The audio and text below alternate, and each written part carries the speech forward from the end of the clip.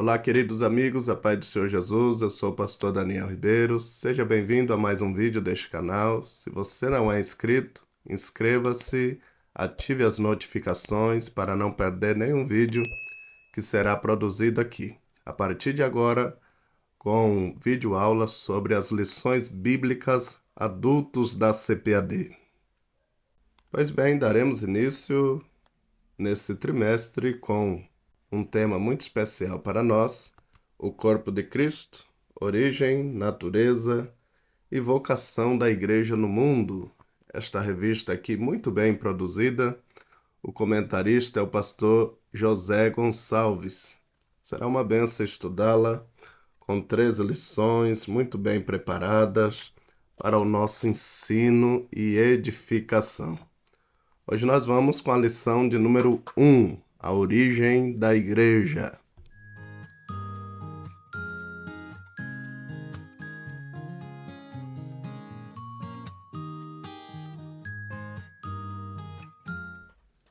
O texto áureo dessa lição está no livro de Atos dos Apóstolos, capítulo 2, versículo 38, que nos diz assim: E disse-lhes Pedro: Arrependei-vos, e cada um de vós seja batizado em nome de Jesus Cristo para perdão dos pecados, e recebereis o dom do Espírito Santo. A verdade prática nos diz: a Igreja é a família de Deus, comprada com o sangue de Cristo e selada com o Espírito Santo. Louvado seja Deus. A lição de número 1 nos traz 3 tópicos importantes. O povo de Deus na Bíblia e na história é o tópico 1. O tópico 2, a Igreja como criação divina. E o tópico 3, a Igreja como comunidade dos salvos. O primeiro tópico ele tem 3 subtópicos no Antigo Testamento, no Novo Testamento e na história cristã. Pois bem, antes de adentrarmos no primeiro tópico, é importante definirmos a palavra igreja. Se eu lhe pedir uma definição, certamente algumas das definições dadas aos irmãos seriam parecidas com essa. Pode ser que você pense igreja como associada ao prédio da onde você se reúne para adorar a Deus. Pode ser também que você pense na igreja como a sua denominação. Por exemplo, eu faço parte da Assembleia de Deus e há quem relacione a definição de igreja com a sua própria denominação, como a igreja da cidade, da região, do estado ou até mesmo do país, a igreja do interior, a igreja da capital ou a igreja brasileira. Pois bem, pensando assim, qual seria o significado realmente da palavra igreja? Para tal, você precisa olhar no original da qual foi escrito. Primeiramente, no grego, a igreja tem um significado através da palavra eclesia. Essa palavra será importante durante todo o trimestre para nós. A revista dá-nos ênfase à doutrina da igreja, a eclesiologia. E quando afunilamos o significado da palavra no seu original, eclesia, ela significa um grupo de cidadãos chamados e reunidos visando um propósito específico. É bom sabermos que, mesmo fazendo uso da palavra no seu original, ela traz alguns significados diferentes. Significado judaico, um significado pagão e um significado cristão. Lembre-se bem disso. Todas as vezes que a Bíblia, seja no Antigo Testamento ou no Novo, é importante notarmos o contexto da onde a palavra está inserida. Você vê a primeira porção das Escrituras que trabalham com a palavra eclesia, mesmo que seja no Antigo Testamento, contudo, a Septuaginta, a primeira versão grega do Antigo Testamento, que traduz o hebraico para o grego, colocou o eclesias em alguns pontos interessantes. O primeiro propósito, como já disse, é judaico. E nesse propósito judaico está alguns textos que usam a palavra kahal no hebraico, que significa multidão, e a Septuaginta relacionou com a palavra eclesia. Deuteronômio, capítulo 4, versículo 10, 1 Reis, capítulo 8, versículo 22, 1 Crônicas, capítulo 13, versículo 2, são propósitos religiosos, contudo, um propósito para a nação de Israel. Uma visão étnica, tratando e desenvolvendo a palavra ajuntamento, congregação, multidão de pessoas com a palavra eclesia, mas com esse propósito para a nação. Há também um propósito dentro deste propósito da nação, um propósito que foge do assunto religioso, e você vê uma multidão, uma congregação, um ajuntamento com um propósito militar para a guerra. Juízes capítulo 20, versículo 2, 1 Samuel 17, 1 e 2. Você vê pessoas ajuntadas, uma congregação, um ajuntamento, uma multidão de pessoas para a guerra. O propósito pagão ou o propósito secular nos menciona a Bíblia em Gênesis capítulo 49, versículos 5 e 6, a congregação que formou Simeão e Levi para praticar uma violência, uma crueldade, para matar pessoas à espada. Há um propósito pagão e secular e até mesmo maligno em Atos dos Apóstolos, capítulo 19, versículo 32, onde a Bíblia aponta um ajuntamento de pessoas para fazer uma confusão contra o ministério de Paulo. Lembra-se bem, a palavra eclesia, ela tem esses significados: judaico, pagão e cristão. No seu propósito cristão, afunilando de fato para a igreja, nós encontramos alguns textos importantes, como por exemplo Mateus 16, 18, a primeira menção da palavra igreja no Novo Testamento, mencionada por Jesus. Nos diz a Bíblia: pois também eu te digo que tu és Pedro, e sobre esta pedra edificarei a minha igreja, e as portas do inferno não prevalecerão contra ela. Jesus usou a palavra grega eclesia, que o significado nós já sabemos: um grupo de cidadãos chamados e reunidos visando um propósito específico. Jesus então usa essa palavra.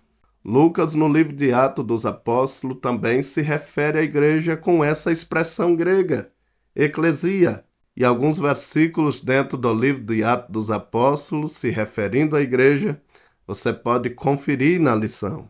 O apóstolo Paulo também usa em suas cartas, quando trata da palavra igreja, a palavra eclesia. É bom lembrarmos que todas essas passagens estão nos revelando um propósito cristão. E quando o propósito é cristão, a palavra eclesia ela assume um significado melhor. Não é só um ajuntamento de pessoas. Disse Stanley Orton, na sua importante obra Teologia Sistemática.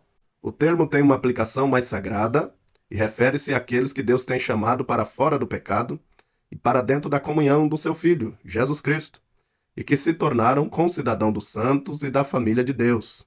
Eclesia é sempre empregada às pessoas e também identifica as reuniões destas para adorar e servir ao Senhor. Ainda que na Septuaginta é usada a palavra eclesia no lugar do hebraico kahal, a igreja não existia no Antigo Testamento. É bom lembrarmos da distinção entre Israel como nação e Igreja de Cristo. A igreja não é continuidade de Israel, embora a palavra usada para o ajuntamento de Israel seja eclesia, a igreja não estava lá. Para tal, o comentarista dessa lição escreveu no seu livro de apoio, pastor José Gonçalves. Ele menciona assim: no Antigo Testamento, o uso do termo kahal refere-se ao povo de Deus no seu sentido étnico, enquanto a eclesia não possui esse sentido.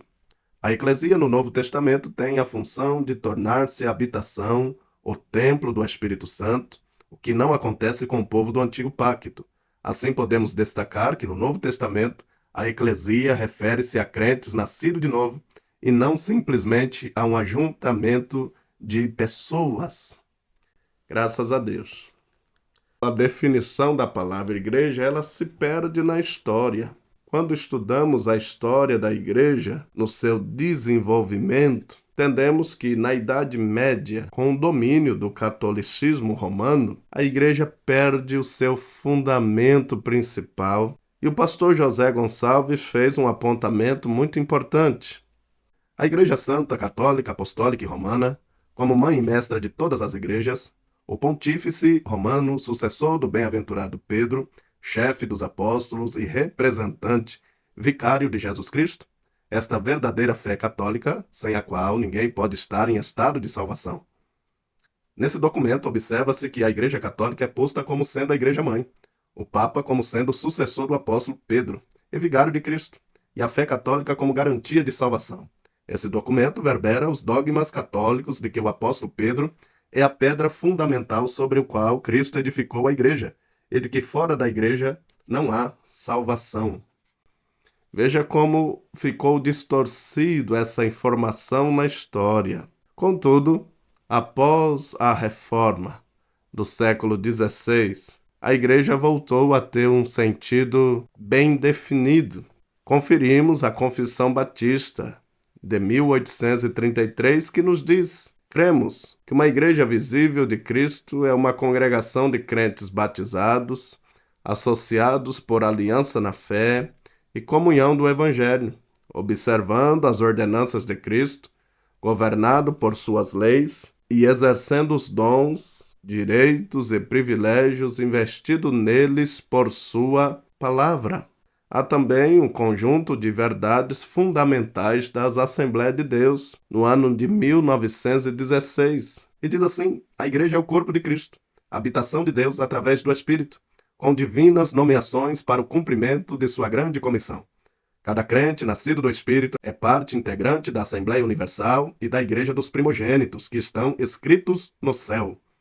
Por isso, a definição que se deu antes da Reforma pela Igreja Católica Romana perdeu o sentido e o seu fundamento. Contudo, naquela primeira menção que Jesus fez da palavra eclesia, se referindo à igreja e um propósito cristão, percebemos que quem é o fundamento da igreja é o próprio Cristo. É ele a quem a edifica. Disse um importante teólogo em uma teologia sistemática que conferimos agora.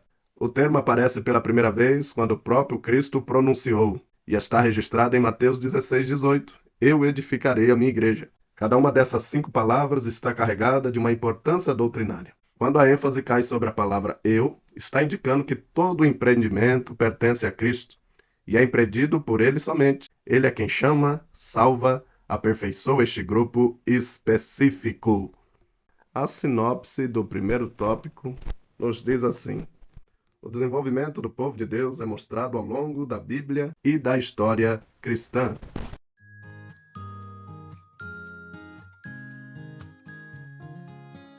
Lemos o que está escrito na carta aos Efésios, capítulo 1, versículo 4. Como também nos elegeu nele antes da fundação do mundo, para que fôssemos santos e irrepreensíveis diante dele em caridade. Olha que interessante, irmãos. Nós fomos elegidos nele, em Jesus Cristo, antes da fundação do mundo.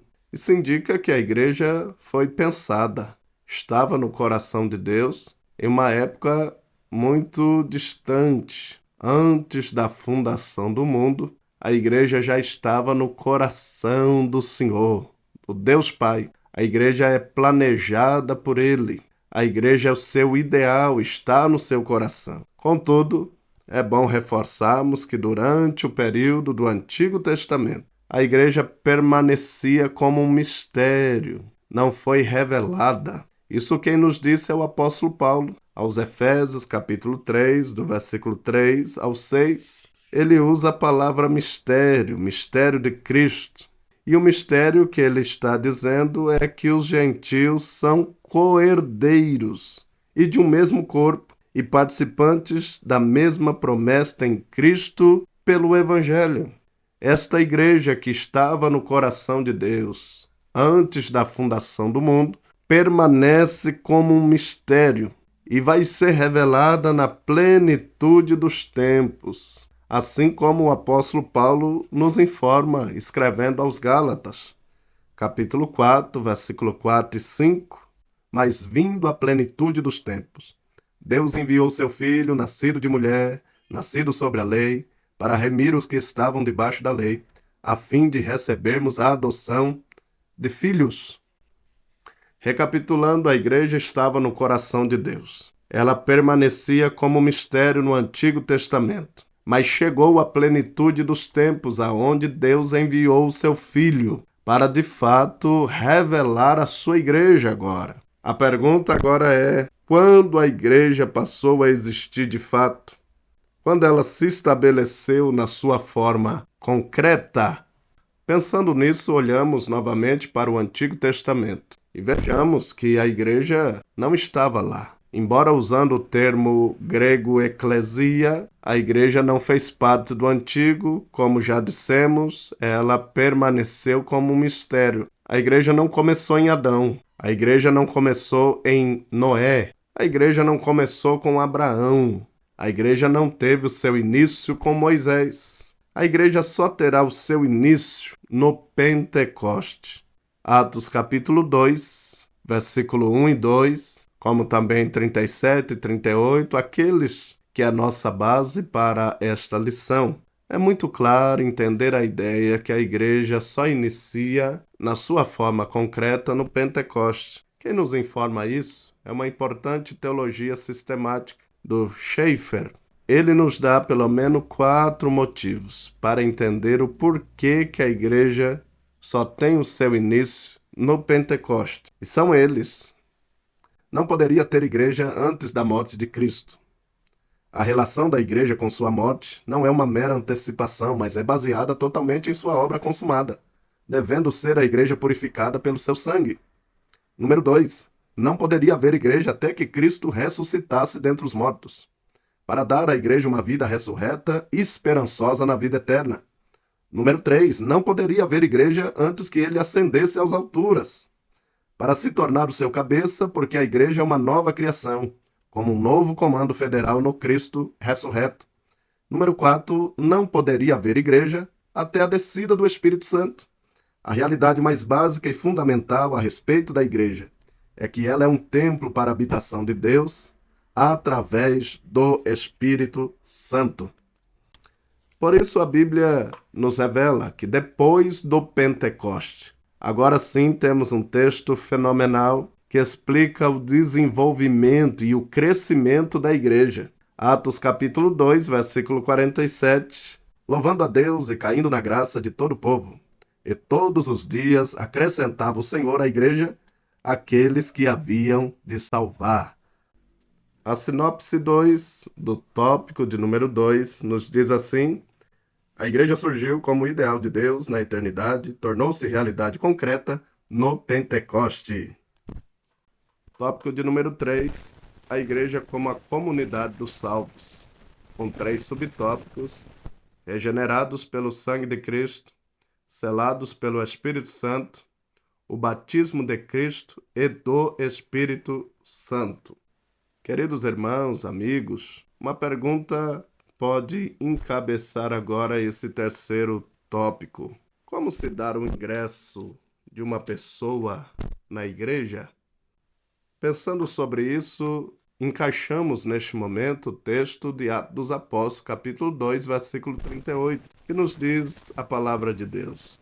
Disse-lhe Pedro: arrependei-vos, e cada um seja batizado em nome de Jesus Cristo para perdão dos pecados, e recebereis o dom do Espírito Santo.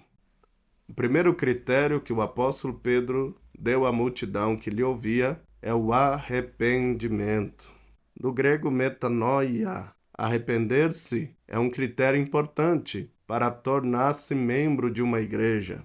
Um importante escritor cristão escreveu o seguinte sobre arrependimento: essa é a principal exigência para que haja perdão de pecados. E como arrependimento tem início a conversão, que é o primeiro passo da regeneração. A conversão ainda não é a regeneração propriamente dita, mas antes faz parte dela, sendo o início do novo nascimento. Sem a conversão não há regeneração, embora a conversão não encerre a totalidade da regeneração. E o começo, o ponto em que o pecador abandona o pecado e o seu antigo eu, a sua rebeldia contra Deus. A conversão, além disso, é um ato produzido pela influência do Espírito Santo, que não pode suceder sem esse poder, embora existam agitações emocionais que provocam transformações por pouco tempo, que podem imitar a conversão.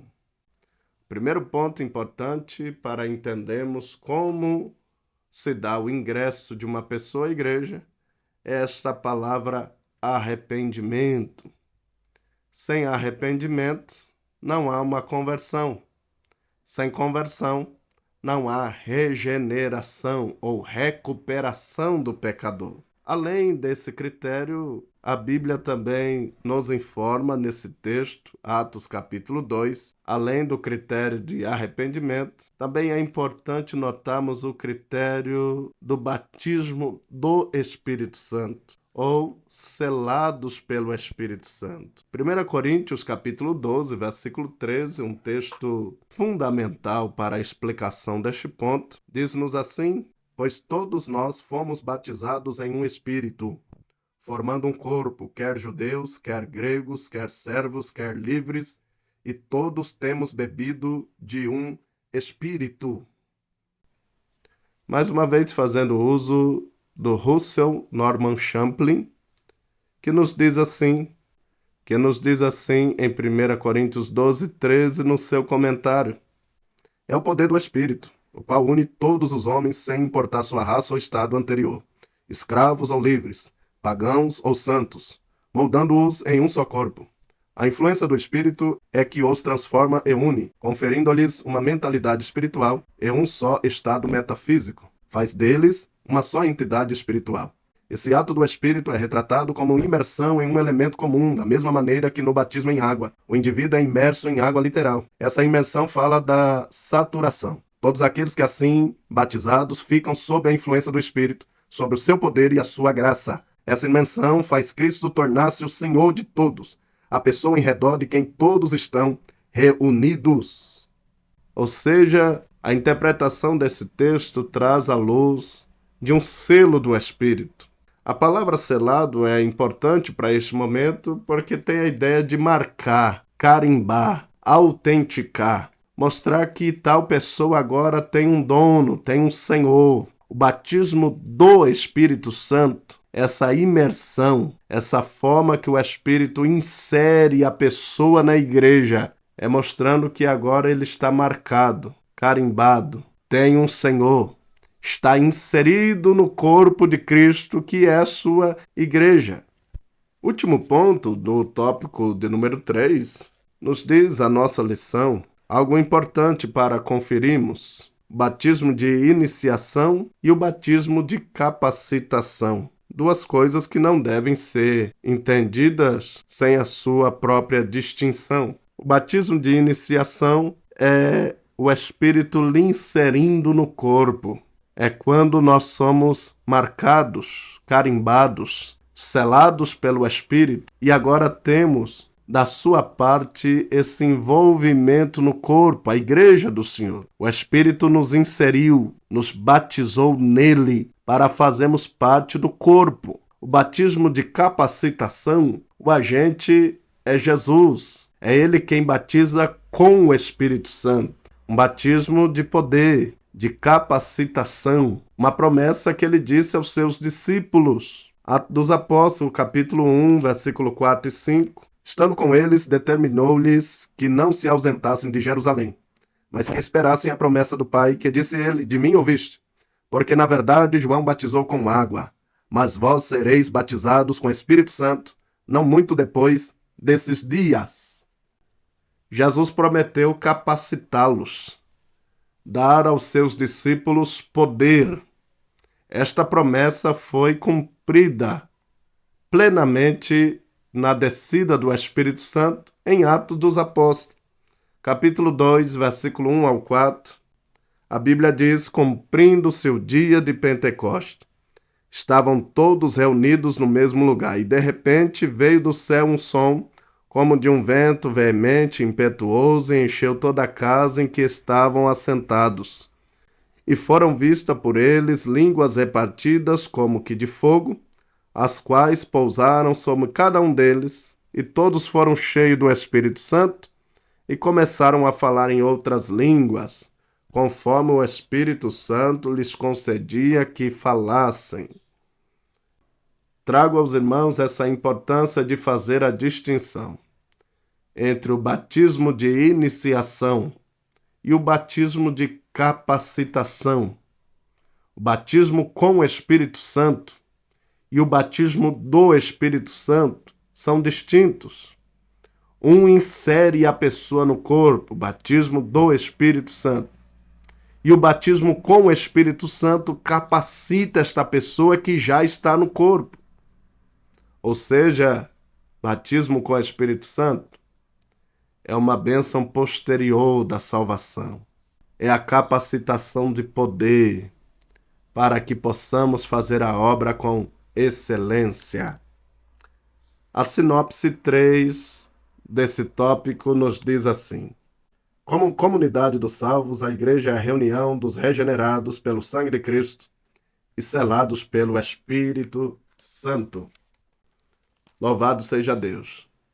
Eu quero louvar a Jesus pela oportunidade de estarmos estudando junto essa lição. Fique firme todo esse trimestre, frequente a sua igreja, aprenda a palavra de Deus junto com os seus irmãos e será uma bênção em nome de Jesus. Até o próximo vídeo, querendo Deus.